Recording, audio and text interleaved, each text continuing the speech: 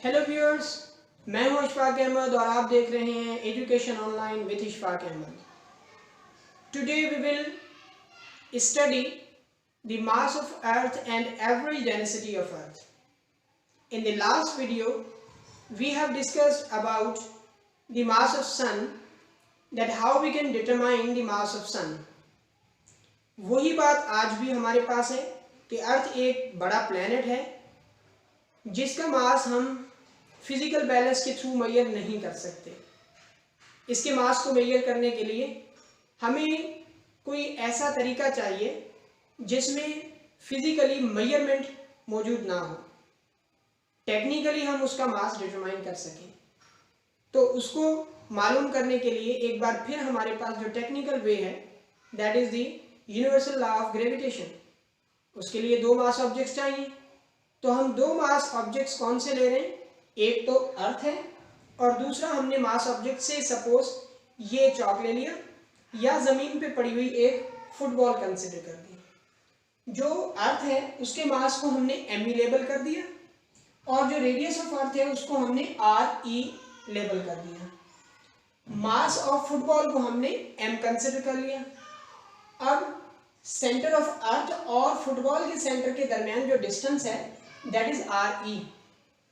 ठीक है, क्योंकि आर ई 6.38 इंटू 10⁻6 मीटर है, जबकि फुटबॉल का जो रेडियस होगा दैट इज फ्यू सेंटीमीटर्स। अगर वो इसमें ऐड भी करेंगे कोई फर्क नहीं पड़ने वाला।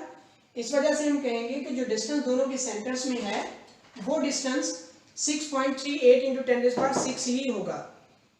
तो अब हम यहाँ पे इन दोनों मास ऑब्जेक्ट के इंटरेक्शन को डिस्कस करते हैं। तो ये हमने उसी फोर्स को लिख दिया according to the universal law of gravitation, के यूनिवर्सल लॉ ऑफ ग्रेविटेशन के तहत जो इन दोनों में फोर्स होगी वो G M M E over R E square होगा। और इसी फोर्स को हम न्यूटन के सेकंड लॉ के थ्रू भी लिख सकते हैं। न्यूटन का सेकंड लॉ हमें कहता है कि force can be measured by the product of mass and acceleration. जो इस ऑब्जेक्ट में एक्सेलरेशन प्रोड्यूस हो सकती है दैट इज ग्रेविटेशनल एक्सेलरेशन। अब दोनों जो इक्वेशंस हमारे पास हैं उनको हम कंपेयर करेंगे, क्योंकि दोनों सेम फोर्स की मेजरमेंट करेंगे लेकिन डिफरेंट पॉइंट ऑफ व्यू से। तो हमने जब कंपेयर किया, यहाँ पे मास ऑफ फुटबॉल और मास ऑफ फुटबॉल कैंसिल हो गया, तो रीअरेंज करेंगे। रीअरेंज करने के बाद हमें इक्वेशन मिल गई M E equal to G R E square over capital जी।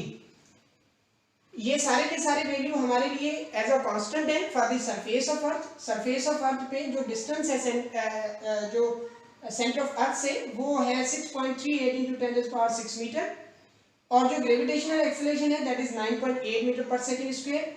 और जो यूनिवर्सल कांस्टेंट की वैल्यू है, यूनिवर्सल ग्रेविटेशनल कांस्टेंट की value 6.67 into 10⁻11 newton metre square पर केजी स्क्वायर। तो जब हमने ये वैल्यूज इस इक्वेशन में सब्स्टिट्यूट की, जी की वैल्यू 9.8 और आर की वैल्यू और जी कैपिटल की वैल्यू, तो हमें वैल्यू फाइनल मिल गया 5.98 इंटू 10⁻24 kg, जिसको अगर हम राउंडेड ऑफ में लिखेंगे तो M E equal to 6 into 10⁻24 kg।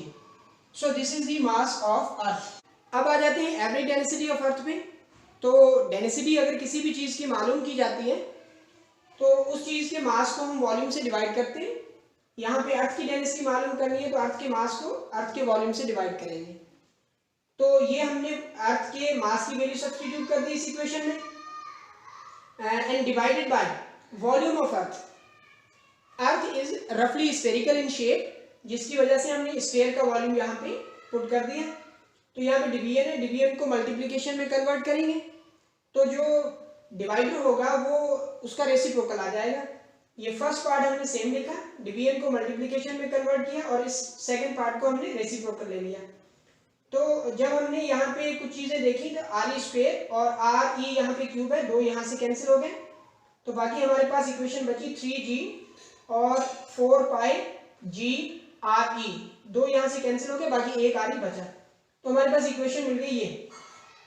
जब हमने यहाँ पे वैल्यू सब्स्टिट्यूट की, जी की वैल्यू यहाँ पे मौजूद है, ये वाली जी की वैल्यू और कैपिटल जी की वैल्यू भी, आर ई की वैल्यू भी, पाई की वैल्यू 3.14 है। ये सारी वैल्यू सब्स्टिट्यूट करने के बाद जब हमने सबको मल्टीप्लाई एंड डिवाइड जो भी प्रोसेसेस हैं वो प्रोसेस किए, उसके बाद हमें वैल्यू मिल गई 5.5 इंटू 10⁻³ किलोग्राम पर क्यूबिक मीटर, जिसका मकसद है कि अगर अर्थ के अंदर हम 1 क्यूबिक मीटर का गड्ढा खोदें तो उसमें से जो मटेरियल निकलेगा, उसमें से जो मास निकलेगा वो एवरेज बेसिस पे इतना होगा। किसी जगह पे इससे ज़्यादा मिल सकता है, किसी जगह पे इससे कम मिल सकता है, लेकिन अगर इस तरह के गड्ढे हम मुख्तलिफ जगहों पे खोदेंगे, इवन अर्थ के अंदर भी, अंदर जाके डेप्थ में जाके मेंटल के अंदर, क्रस्ट को छोड़ के मेंटल के अंदर और उसके बाद कोर के अंदर भी, तो फिर सबकी हम एवरेज लेंगे तो हमारे पास ये वैल्यू आ रही होगी। वैसे जो अर्थ है, जो उसकी 3 डिफरेंट लेयर्स हैं, उनकी बिना पे उनकी डेंसिटी हर एक की डिफरेंट है, लेकिन ये जो हमारे पास वैल्यू आई है that is the average of all. So this is the average density of earth. For further videos stay tuned at education online with Ishfaq Ahmad.